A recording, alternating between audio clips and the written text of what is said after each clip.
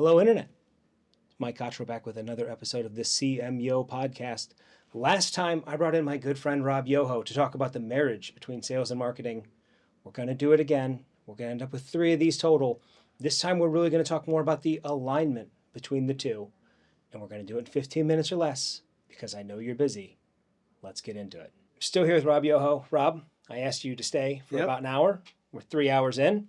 3 hours to go, my friend. That's all right. Thank you for staying. So you and I have had a conversation, sales marketing handoff. You're my Sandler Sales guy. Yep. I'm a simple B2B marketer. Last time we talked a bit about the handoff issue. This time I want to take a step back, talk about the funnel as a whole.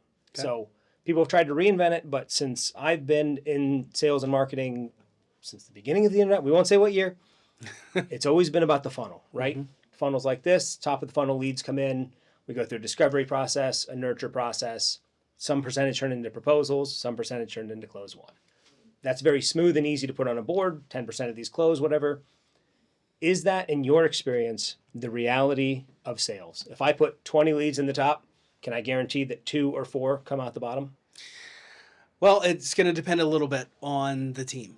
Mm-hmm. Right? Because now we're getting into like tactics and strategies, right? Because now marketing's kind of done their job, right? They've thrown it over the fence. It's in the funnel, right? So now this is about sales process, right? So what do we say in that initial meeting? What's really the goal of kind of positioning ourselves in that first meeting to get them to a second, depending on how many steps you have in your process? When we think about close ratio, why do people exit the pipeline? Yes. This is my obsession. Why do they exit the pipeline? Is it pricing? Mm-hmm. Is it competitors? Is it lack of knowledge or the business development team positioning the solution in a manner that this is unbecoming, right, to the prospect?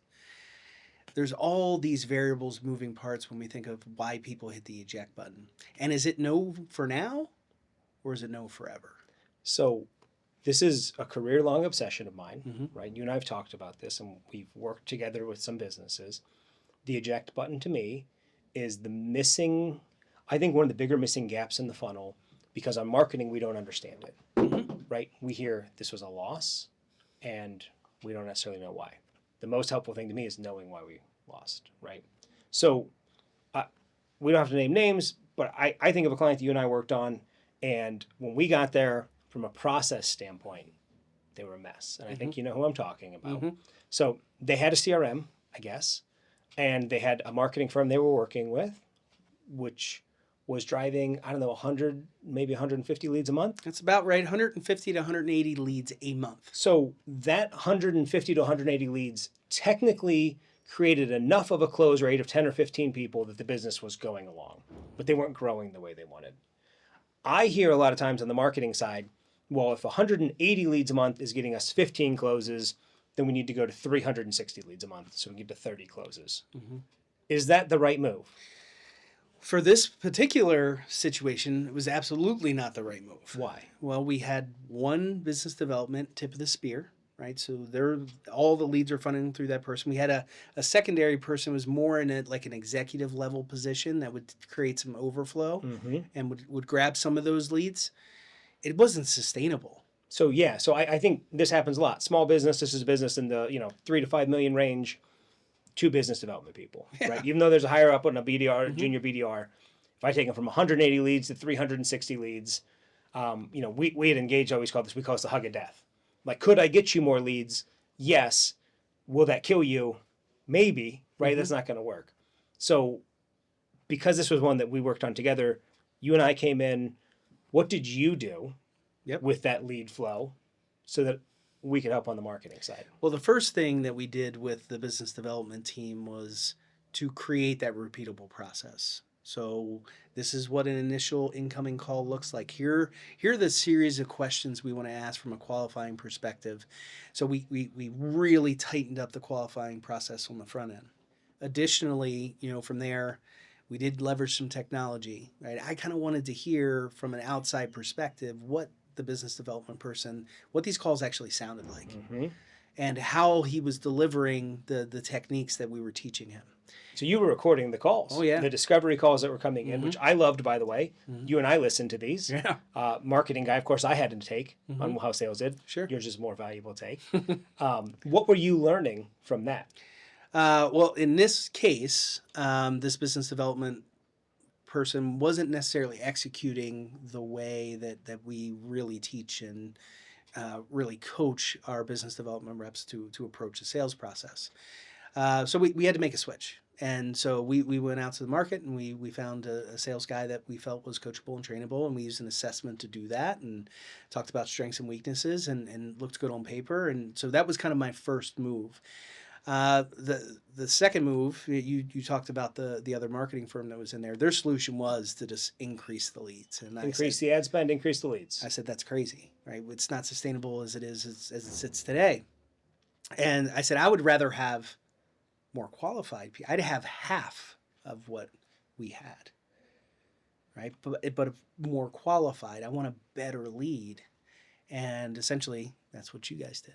So this is why you and I get along so famously.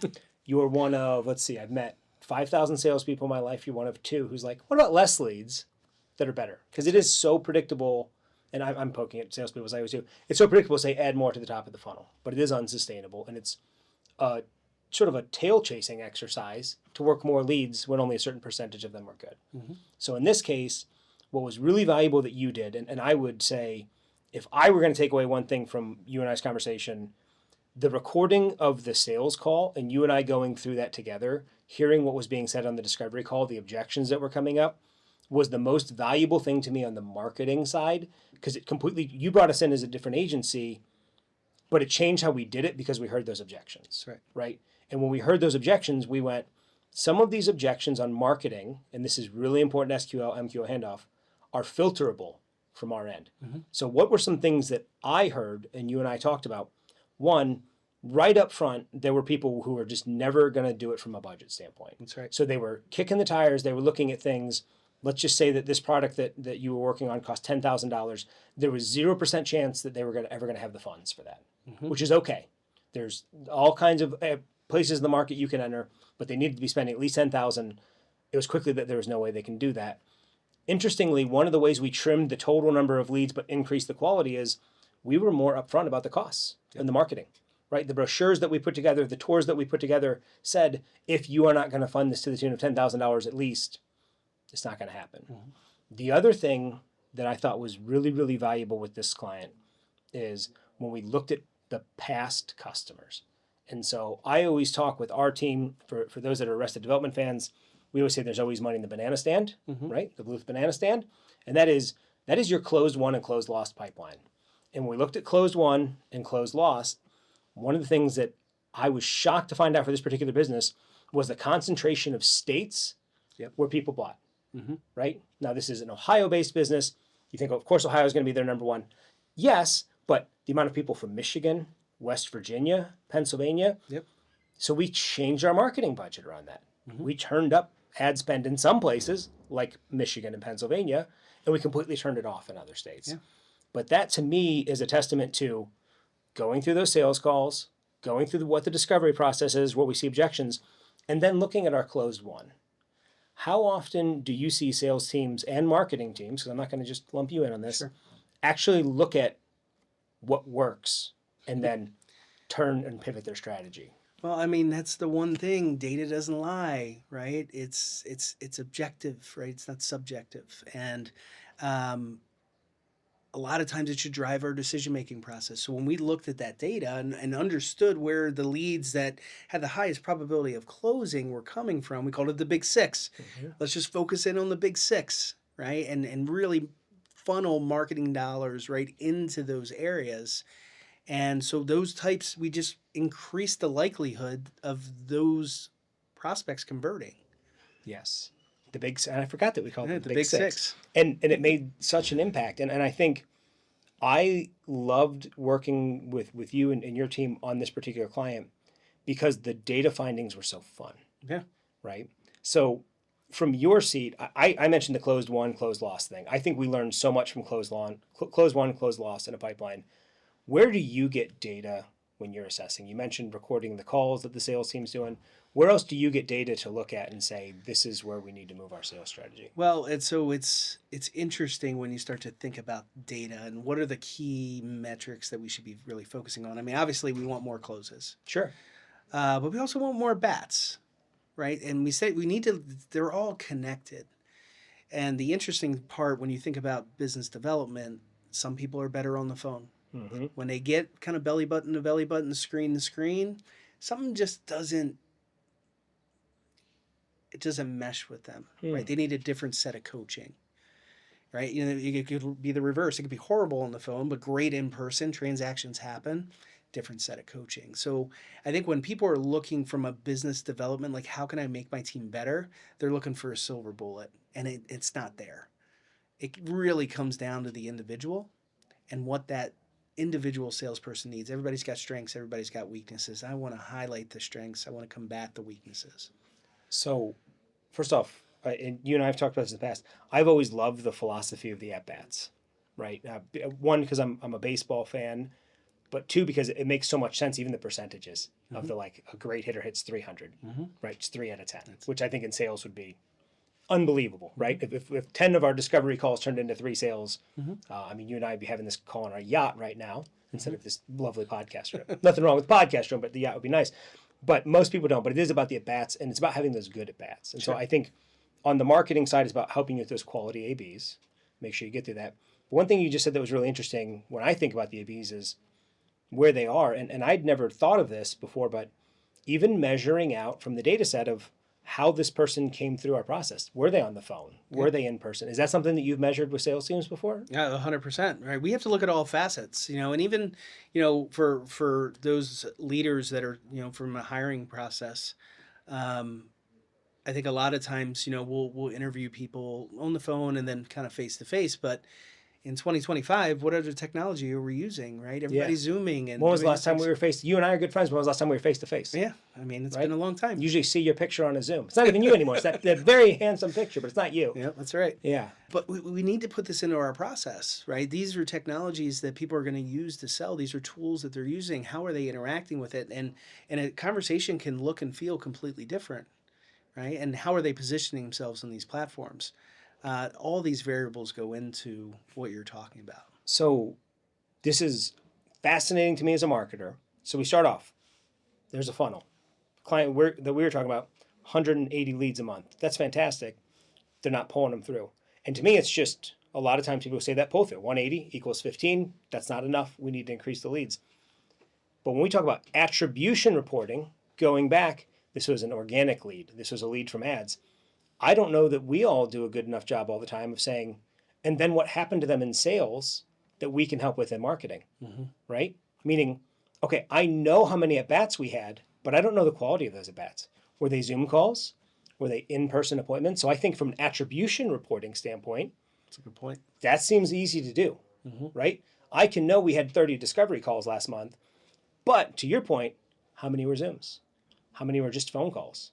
How many were in person? How many were coffees versus dinners? I could easily slice and dice that and say, even relative to the whole team, but certainly to the person, when Rob gets in front of people face to face, his batting average is 315. When Rob's on the phone, he's walking around his backyard, maybe he's thinking about something else, his batting average drops to 200. He's barely above the Mendoza line, right? So I do think there's some interesting things there of like how we look at the data. From your seat, what do you wish marketers would come back to you with more on the data side? You've obviously got to figure out on the sales side how to look at it. What do you wish we told you more about top of the funnel, the pipeline before it comes to you? What do you always wish marketers would tell you? That's a really good question. So when we think about how the leads are coming in, and a little bit of this is going to depend on the business, right? Sure. We're both dealing in a ton of industries and, you know, B2B, B2C. So I think it does depend a little bit on your product or service. Like if people are coming through social, I think it's connecting the different platforms. So understanding if somebody's, you know, hit our website, what they're clicking on, this is all intel that I would want to know. Yeah. If they're looking at certain white papers or certain pages of our website. Are they interacting on our social platforms, whether it's a Facebook page or a LinkedIn page? This is all data that I would want to understand. Right? It's interesting. So yeah, it is beneficial. And you and I have talked about this with other clients. Like obviously we're a HubSpot shop. We do a lot of lead scoring within HubSpot, but it is sort of like the dossier on Rob, right? Like how many times he's visited the site. So I think I want to kind of tighten this up on the second section here about quality, but from a quality standpoint, marketing could be doing a better job measuring the throughput, seeing what closed and doing things. I think marketing can do a better job of delivering you that dossier. This is what people have been doing. This is the emails they've opened. And it seems like on your end, really getting the sales team recording those phone calls, understanding what they're saying, understanding the script. If we kind of married those two things together, again, that marries sales and marketing a lot better. 100%. Is that fair? 100%. All right. I think I got you for one more hour. I'm going to ask you a few more questions. We'll take a break here, but is that a good way to look at sales quality over quantity? I love it. All right. Thanks, Rob. Thanks.